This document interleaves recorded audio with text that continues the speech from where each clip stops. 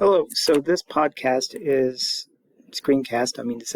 is going to be about Lewis structures with more complicated structures to figure out. First off, we're going to talk about polyatomic ion Lewis structures. Let's look at ammonium, NH4. So when we do the electron count for ammonium, we have 5 valence electrons for nitrogen, 4 times 1 valence electron for hydrogen, so that gives us a total of 9 valence electrons.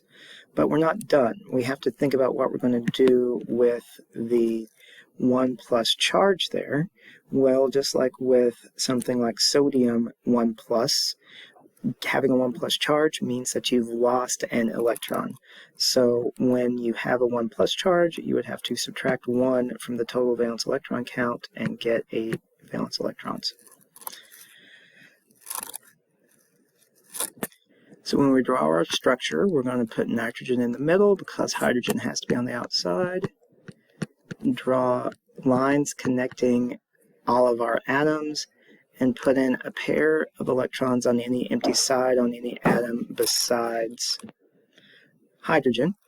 So there's our skeletal structure, and let's check and see if we're done. We have 2, 4, 6, 8 electrons there, and that adds up to our total numbers, so we're good. Next, let's try phosphate, PO4 3-. So we've got phosphate, 5 valence phosphorus, 5 valence electrons, oxygen, 4 times 6 valence electrons for a total of 24. That gives us 29. Now what do we do with the 3- charge?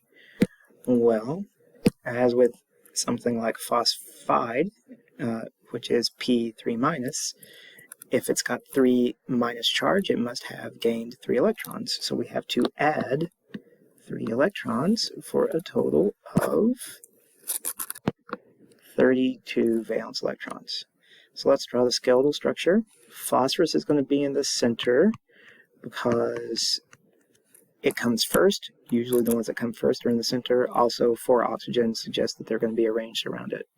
So we draw phosphorus in the middle and connect single bonds to the 4 oxygens that are listed in the formula, PO4. Next, we imagine that we have our 3 empty sides around all of these oxygens, and we add a pair of electrons to all of them.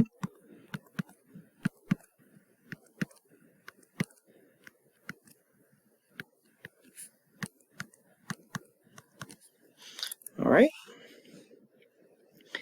And lastly, we count and see if we've got 32 valence electrons in this structure. And we do, so that's good. Just to double check, here's what I'm talking about. There's 2 for the single bond, then 4, 6, 8 around each oxygen. Since all the oxygens are the same, we can just say 8 times 4 gives us 32. Now, here's something that I believe I may not have mentioned earlier in my other screencast, but besides checking to make sure that your valence electrons match up, another test that you must do is to make sure that every atom has an octet. So in other words, you need to count in your structure and make sure that everything besides hydrogen, which only needs 2 electrons, has 8 electrons around it. So if we look at the oxygens here, as I just mentioned, they have 8 electrons, 2, 4, 6, 8. But also, if we look at the phosphorus, it also has 8, 2, 4, 6, 8. So we don't need to check, obviously, all of the oxygens because they're the same. So we can see here that there are 8 electrons around every atom, and that's what you need. Now, the last thing with the polyatomic ion, which I realized I forgot with ammonium, is that you need to show that the whole thing has a charge. So you put square brackets around it, and you add the charge. So 3- there, and I forgot to put 1 plus there. Okay, so that's how polyatomic ions work. You add the number of electrons as the charge. If it's got a negative charge, you subtract the number of electrons in the charge if it's got a positive charge. All right, so let's take a look at multiple bonds. This is when the structure valence electron count doesn't match your valence electron count that you started with. Let's start with carbon dioxide.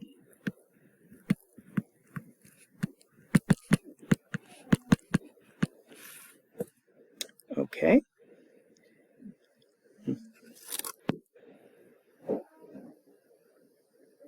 So with carbon dioxide, we have 4 valence electrons for the carbon, and we have 2 times 6, or 12 valence electrons for the oxygen. That adds up to 16. Let's draw the skeletal structure. So carbon connected to the oxygen by single bonds. We can assume the carbon is in the middle because it's in the front and there's 2 oxygens around it. Next, we add a pair of electrons on any empty side, like that. Next, of course, we need to check the number of electrons. So we have 2, 4, 6, 8, 10, 12, 14, 16, 18, 20. So this structure has 20 valence electrons, and that means it is not correct. So what are we going to have to do? Well, we're going to try a couple things out.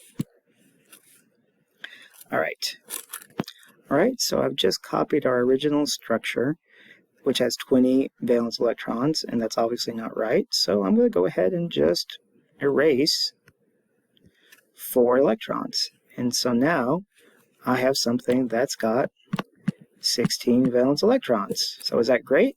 Well, let's check. Remember that every atom needs an octet. So this oxygen has 2, 4, 6, 8 electrons. That's good. And this one does 2, 2, 4, 6, 8. The carbon has 2, 4. And that's not good. So we can't just have single bonds connecting the oxygens to the carbon and let the carbon have an octet. So we're going to have to do something else. So the carbon needs to have 8 electrons. What I'm going to do is move 4 more electrons over to be with the carbon. If we move this pair and that pair of electrons to now be shared with the carbon, we get an oxygen with 2 pairs of unbonded electrons, 2 pairs of shared electrons. So in other words, this is a double bond.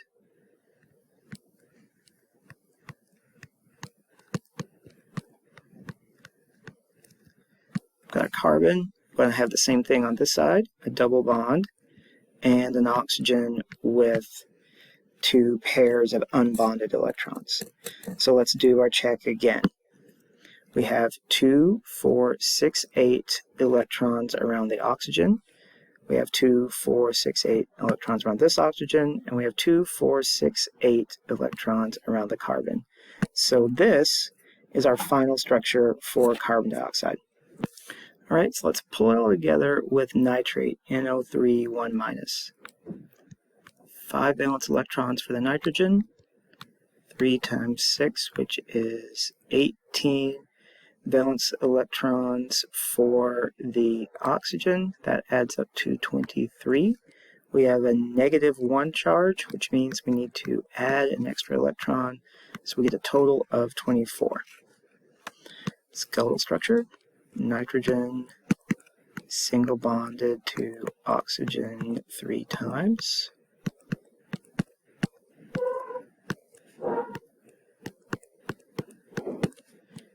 And fill in all the empty spaces with pairs of electrons. Now when we do this count, we're going to see that we have 2, 4, 6, 8, 10, 12, 14, 16, 18, 20, 22, 24, 26 valence electrons, and so that means we have too many electrons. We need to get rid of a pair of electrons. So what I'm going to do is to erase 2 electrons. So now we've got 24 valence electrons, and I'm going to shift a pair of electrons into a double bond between oxygen and nitrogen. And let's do their counts again. 2, 4, 6, 8 around this oxygen. 2, 4, 6, 8 around that one. 2, 4, 6, 8 around that one. And now for the nitrogen, we have 2, 4, 6, 8. So that all checks out. And as I mentioned, this was 8 and 8 and 8 electrons, and that adds up to 24. So we have 24 valence electrons, and everyone has an octet. So that is the final correct Lewis structure, except we can't forget the brackets and the charge. That is necessary for getting full credit on drawing one of these structures and getting it completely correct. All right, so that was a crash course in doing Lewis structures with polyatomic ions and Lewis structures that need a triple bond. For some extra practice, you could try doing sulfate, SO4 2-, and cyanide, CN1-, and also carbon monoxide, CO, not 1-, just CO, neutral.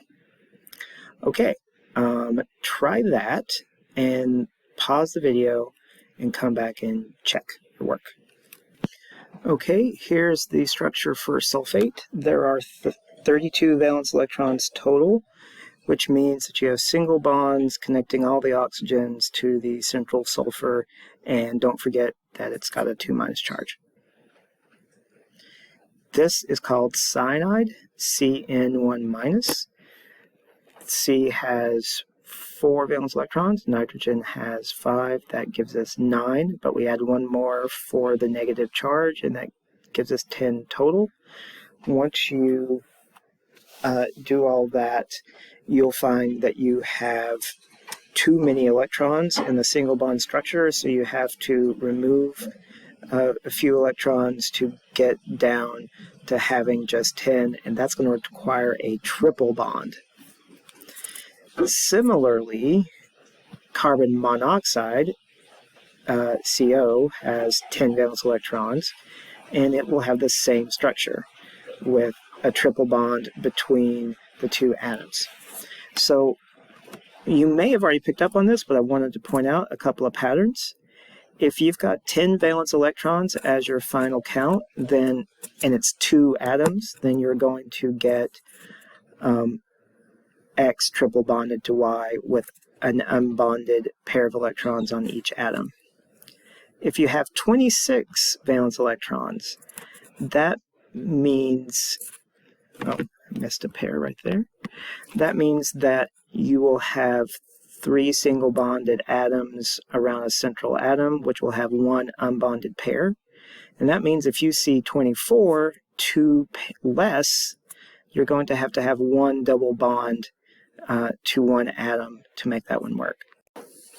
Okay, thank you. I hope that was helpful.